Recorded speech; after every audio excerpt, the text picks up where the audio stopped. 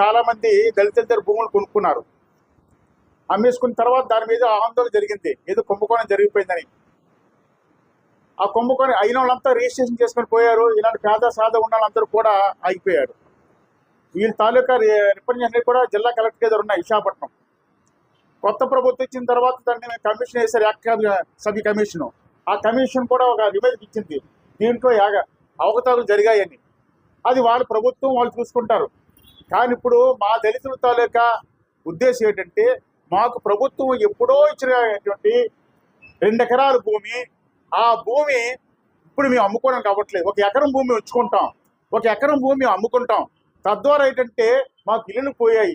ఇల్లు కట్టించుకోవడానికన్నా, ఒక కూతురు పెళ్లి చేసుకోవాలన్నా, ఒక అప్పు తీర్చుకోవాలన్నా వీళ్ళకి ఇబ్బంది అవుతున్నాం. కాబట్టి ప్రభుత్వం వెంటనే ఆ జీవోని రద్దు చేసి రిజిస్ట్రేషన్ అవ్వాలని చెప్పి వీళ్ళందరూ కోరుకుంటున్నారు. మీ ముందుకు వచ్చారు మిత్రులారా. కాబట్టి ఇప్పుడు చంద్రబాబు నాయుడు గవర్నమెంట్ కూడా ఎందువల్ల ప్రభుత్వం యాక్చువల్గా చెప్పి డీఫారం పట్టాలు అభివృద్ధి చేయవలసిన బాధ్యత ప్రభుత్వానికి ఉంది.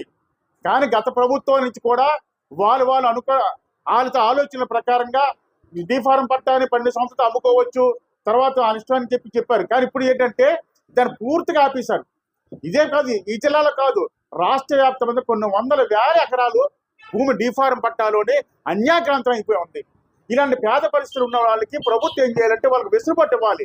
ఆ వెసులుబాటు ఇవ్వడం వల్ల ఏంటంటే వాళ్ళ కుటుంబాలు కూడా కొంత ఆర్థిక స్థితికి నిలబడితే, లేకపోతే అప్పులు చేస్తున్నారు, ఆ అప్పులు వడ్డీ కట్టుకోవడానికి అయిపోతుంది. కాబట్టి ఇప్పటికైనా సరే ప్రభుత్వం ఆలోచన చేసి ఈ జీవోని వెంటనే రద్దు చేసి వాళ్ళకి ఆ భూములు రిజిస్ట్రేషన్ అవకాశం ఇవ్వాలని ప్రభుత్వాన్ని డిమాండ్ చేస్తూ ఉన్నాం.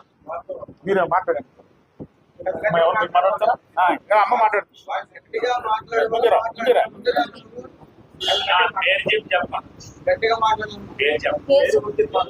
వాళ్ళ బాధలు మనసులో ఉంటది, మీతో పూర్తి చెప్పలేకపోయినా సరే సంఘపరంగా జరిగేది ఏంటంటే, సుమారు ఎలాగైనా సరే ఆ మండలంలో దర్దాపు ఎస్ఎండ్ భూమి కలిగిన వాళ్ళు 250 నుంచి 300 వరకు ఉన్నారండి కుటుంబాలు. వాళ్ళు కొన్ని సంవత్సరాలుగా అది కొండపారంలోకే పూర్తిగా ఆ ప్రాంతాన్ని కూడా మేము వెళ్ళి చూడడం జరిగింది. అక్కడ వ్యవసాయం చేసుకోవడానికి కానీ, అలాగే జీడి మామిడి మొక్కలు వేసుకోవడానికి కూడా పనికిరాదు. ఒకవేళ జీడి మామిడి మొక్కలు అప్పులు చేసి వేసుకుంటే ఏమవుతుందంటే అక్కడ అడవి పనులు వచ్చి వాటిని శుభ్రంగా లాగేస్తున్నాయి. అదే విధంగా ఏంటంటే వాటర్ సదుపాయం లేదు, బోరువెల్ వేసినా సరే నీరు రావటం లేదు. ఇలాంటి పరిస్థితుల్లో ఏం చేసిందంటే గత ప్రభుత్వం 596 జీవో ప్రకారంగా ఎస్ఎన్ ల్యాండ్ రిజిస్ట్రేషన్ చేసుకోవచ్చని జగన్మోహన్ రెడ్డి గారు ప్రభుత్వం ఇచ్చింది. ఆ ప్రభుత్వంలో కొన్ని వందల ఎకరాలు చాలా మంది కొనుక్కున్న వాళ్ళు రిజిస్ట్రేషన్ కూడా చేసుకున్నారు. ఏదైతే దాని మీద అప్పుడున్న ప్రతిపక్షాలు ఆందోళన చేయగా ఆ రిజిస్ట్రేషన్ ఆపేశారు. ఇప్పుడు మేమంటున్నామంటే చాలా మంది ఆ రిజిస్ట్రేషన్ అయ్యి భూములు అమ్ముకుని, ఎకరం భూములు 2 ఎకరాలు ఉంటే 1 ఎకరం భూమి అమ్ముకొని వాళ్ళ కుటుంబాలు బాగుపరుచుకుని మన అప్పులు తీర్చుకున్నారు, వాళ్ళు వ్యవసాయం కూడా చేసుకున్నారు. మాకు కూడా అవకాశం ఇచ్చినట్లయితే మాకు ఆ సమస్యలు ఉన్నాయి కాబట్టి మేము 1 ఎకరం అమ్ముకొని ఇంకో ఎకరం కూడా సాగు చేసుకునే ఏర్పాటు చేస్తే మేము బతుకుతానే ఆలోచనలో ఉన్నారు. మేము ఈ ప్రభుత్వాన్ని కోరుకునేది ఏంటంటే, మీరు కమిటీ చేశారు, అవతలు జరిగా అన్నారు, అవతలు జరిగేటట్టు అతను సరిచేయండి.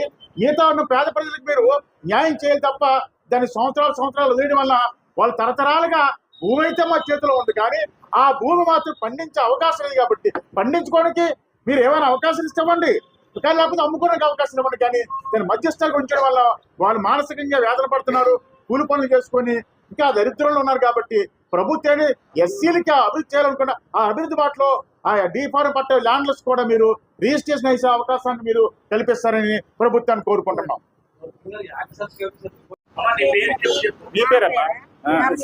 గట్టి చెప్పు, ఏ గ్రామం ఏంటన్నీ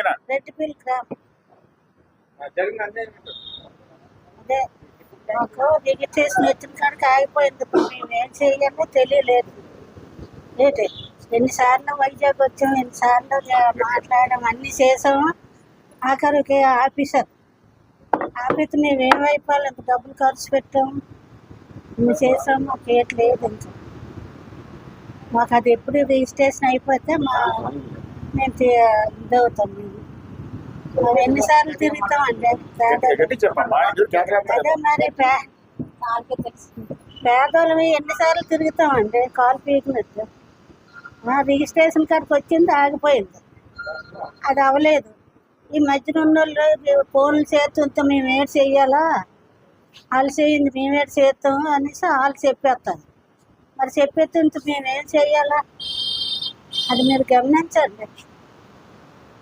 కూలి పని చేసుకోవాలని కూలి పని దాని మీద ఆధారపడి ఉన్నారు. దాని మీద ఆధారపడి ఉంటే అందుకనేసి అయితే మేము చాలా వరకు ప్రయత్నిస్తే అది మధ్యలోనే ఆపేశారు. మాలాంటిగా మరి కూలి పనులకు వెళ్ళేవాళ్ళు మాకు ఎలాగవుతుందండి? దాని మీద మేము ఆధారపడి ఉన్నాము. మేము ఆధారపడి ఎంతగానో మేము ప్రయత్నించినా అవ్వటం లేదండి. అలా కింద సంవత్సరం అవుతుంది అన్నారు కానీ అది కూడా ఆగిపోయింది. వాళ్ళు కూడా తిరగలేరు, చేయలేరు. ఇంకా వాటి మీద ఇంకా ఎప్పుడు అవుతుందని ఎదురు చూసుకొని ఉంటున్నామండి మేము. అదేదో మీరేదో మాకు ఏదో దయ తెలిసి మీరేదో చేస్తే మేము ఏదో కొంచెం ఇదవుతామండి. చాలా మంది ఉన్నామండి. మాకు మా అన్నయ్యలు ఉన్నారండి, మా పిన్నాళ్ళు, మా చిన్నాళ్ళండి, మా పిన్ని, మా ఇంకా ఉన్నామండి, చాలా మంది ఉన్నామండి ఇక్కడ అందరమేనే.